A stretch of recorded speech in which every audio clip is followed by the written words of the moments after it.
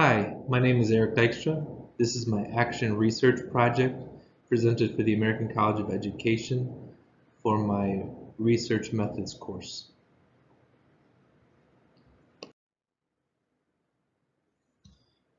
Motivating teenagers to immerse themselves in events that happened nearly 250 years ago is not the easiest of tasks.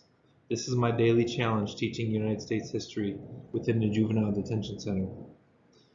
The purpose of this action research is to analyze how incorporating multimedia elements to current United States history curriculum can improve student engagement and correlate to improved assessment scores.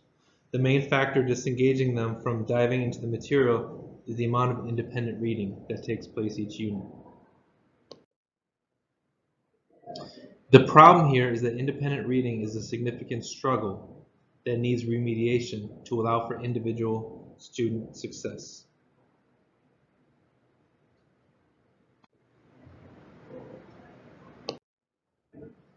The research questions that I pose: how can multimedia increase ongoing interest in the study of United States history? How can the inclusion of videos lead to improved comprehension and mastery of content for improved assessment scores? And finally, how will the inclusion of multimedia bolster students' ability to manage content-specific readings and maintain a steady pace and longevity in the course? In the literature review that I conducted, Bezzetto Moore researched the impact of YouTube within a course on students' attitudes and perceptions. She points out that students of this current generation are digital natives and are geared toward learning using user-generated content. Her research indicates that there is evidence that cognition is improved in some learners by simply using YouTube. Frank Schipper, in his report, also indicates that incorporating videos in a course can help boost student involvement and heighten learning. In his research, Schipper in 2013 found that starting with short videos was the best step to increase student interest. In fact, psychological studies show that 1 to 5 minute videos work best. This action research's primary purpose is to analyze how multimedia can positively impact mastery and increase test scores. The qualitative features are derived from test analytics built into the e-learning curriculum software that the students use. The qualitative data will come directly from students' perceptions and perspectives as they list their interest before and after multimedia is implemented. The main method of collecting qualitative data for this action research will be using the Pearson Connexus test analytics software. Secondly, student self-assessment surveys will be collected to monitor how a student perceives the impact of multimedia activities on their progress in the course. Finally, the school's basic aptitude skills inventory assessment records will be used to offer insight into the reading levels of the students.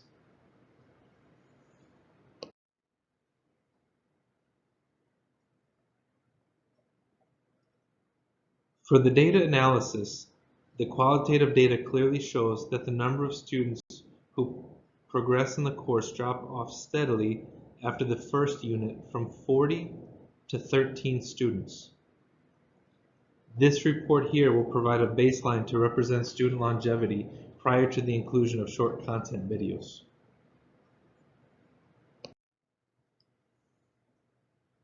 In these two charts, as indicated, a majority of students have not successfully completed the self-assessment surveys on understanding and interest. It is imperative for this research to be effective to ensure that each student takes the time to complete this survey. It will be required for them to fill out the surveys prior to proceeding to the next lesson.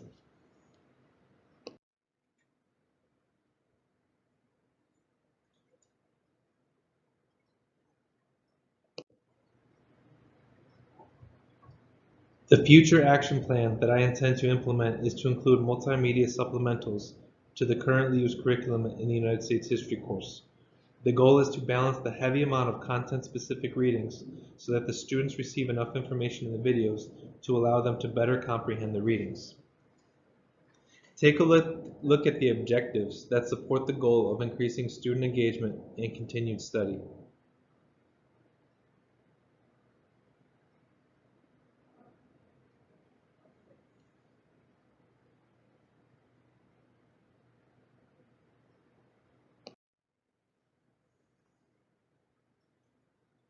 There are some significant driving forces to using these videos. One is that they're highly engaging, content specific, and they're limited to 1 to 5 minutes, which would be great for the average attention span. Also, since we're in a secure facility, access to videos is restricted, so the fact that they'll be able to watch videos in class is highly coveted. Some of the factors that I eliminated in the restraining forces have to do with students' sentences and release before they get paroled, which is something that is out of my hands, as well as hiring a literacy coach or an educator to work with the students more specifically on literacy skills. A preliminary plan for evaluating the summative outcomes would be to analyze the quantitative data from the Pearson Connexus analytic software and compare it to the pre-multimedia figures. Secondly, the quantitative student survey will show if interest and understanding have improved. Reliability will be a bit complicated to monitor due to the nature of the juvenile correctional facility. There are a vast number of factors impacting the students' daily lives on top of a consistently changing class roster. This is the first attempt to collect and analyze the data.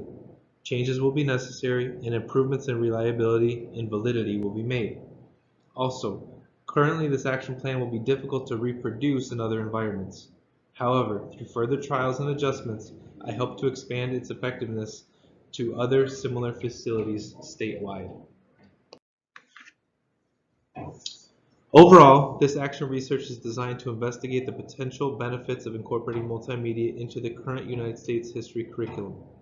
The reason that this is important is because the student population is shown to have significant challenges reading at grade level. These reading challenges negatively impact the amount of content that any given student can master through reading alone. The research will show how much of an impact on engagement, interest, and comprehension multimedia activities have on students. The intention of this research is to find a solution for the declining number of students that progress in the course. If multimedia offers the solution to curtail the number of students that drop off, then a greater number of students will have the opportunity to earn a course credit. This will put them one step closer to earning a high school diploma, which will drastically reduce their chances of recidivism.